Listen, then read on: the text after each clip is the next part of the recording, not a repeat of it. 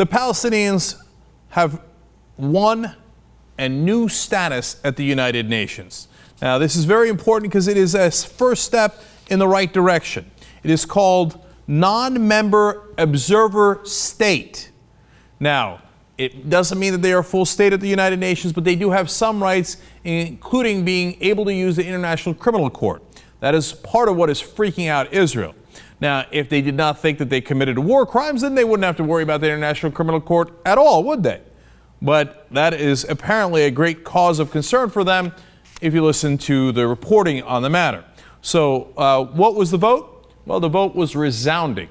138-9. Only 9 countries voted against it, and 41 abstentions. So who are the good guys and the bad guys? And I say this because I believe diplomacy is the right path for the Palestinians. That is what they are pursuing here. They're seeking a state. This does not give them a full state, but it is on that path. Of course, the state is being blocked by the United States because they veto it in the Security Council, where they could actually go in that direction. So, unsurprisingly, in the General Assembly, where this vote was held, where all of the countries vote, they won resoundingly, but the people that voted against them were the United States, Israel, Canada. Oh, what have you done, Canada?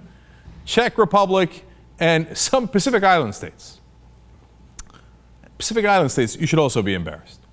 All right, now the people that actually, the countries that voted with Palestine that were on the bubble and that people weren't sure about, well, a lot of the European countries came through. France, Sweden, Italy, and then look at Mexico.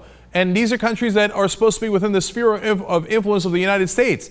Mexico usually votes with the U.S. all the time. How about Afghanistan, where we have over 60,000 troops? They voted against us because we're wrong. India voted against us. Even Iraq voted against us. And abstaining, the people who were like, oh, I get a lot of money from the U.S. and I don't want to endanger my relationship, etc., and other reasons. Germany, Poland, the U.K., they were very, very bold. They abstained. In other words, not quite sure, chap. Come back to me later. So, this is great news because you should reward the peaceful path. And by the way, this is the exact same thing that Israel did. They asked for statehood through the United Nations. They got it in 1948. So there's no reason in the world that they should be against it. Now, of course, they say, no, if you would just negotiate, we'd give it to you anyway. Except they've been trying that for decades. And no, they still don't have a state. And Netanyahu puts out a statement today. Well, the Israeli government is, well, look, if they agreed to, come back to the negotiations and we're, of course, not going to agree to the 1967 borders, which the rest of the world agrees to. And, of course, they'll have to say that Israel exists, which they've already said 1,000,000 times. And they'll have to say this and they'll have to say that. And they'll have to wash my car, obviously. And I got a couple of dogs they got to walk. And after they polish my shoes, I might listen to them. Oh, I don't know why they didn't choose that path. Wow. And by the way, look at now the perverse reaction that the U.S. and Israel have. Because our UN ambassador, Susan Rice, says, quote, today's grand pronouncement will soon fade and the Palestinian people will wake up tomorrow and find that little about their lives has changed, save that the prospects of a durable peace have only receded.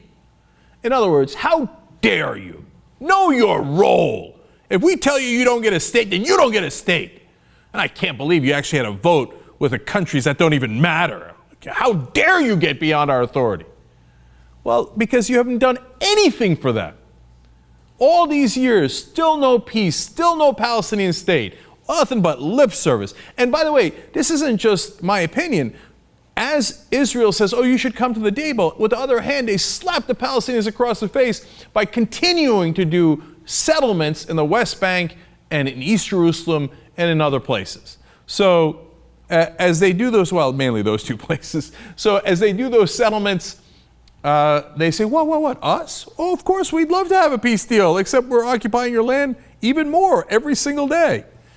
And how about the U.S.? Of course, Republican reaction is to try to pass a law and actually put it as part of the National Defense Authorization Act, that if the UN and the Palestinians dare to go in this direction, that we should cut their funding, that we should cut the funding to Palestinian Authority by 50% if they do this. Now, this is not passed yet. This is the Republican proposal. And any United Nations entity that agrees to it, we should cut their funding by 50%. And then 20% assistance should be cut as well for others. I don't know, they want to cut the whole thing. In fact, Orrin Hatch at the end said, I don't know why we're messing around with the 20% and the 50%. If they go in this direction, I'd like to propose a bill where we cut 100%, not just from the Palestinian Authority, from the United Nations. That's it, we're done with it. Because if you don't take your orders from the one country that matters, well, that's a sad day for you. Then we're going to take our ball and go home. You know who started the United Nations? We did. The United States of America. That was one of the reasons that we would make an argument that we're a shining city on a hill, that we actually pushed for human rights. We pushed for the United Nations. We brought the world together. Now, what do the Republicans want to do? They want to destroy that. Because how dare someone disagree with the U.S. and Israel? No, no, no. The one last point about this, as they now have a financial disincentive for the United Nations and the Palestinians, if they go the diplomatic path, what's amazing is they do not do it when the Palestinians go down the violent path. So when there's the rocket fire, etc., these bills are not introduced. They're only introduced when the Palestinians take a path that might actually work.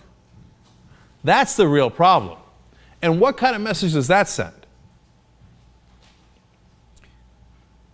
This is exactly right by the Palestinians and by the United Nations. Pursue the peaceful, diplomatic path that Israel pursued to get its own state. So great job by all those parties. And as a U.S. citizen, as usual on this issue, I wholeheartedly disagree with my government.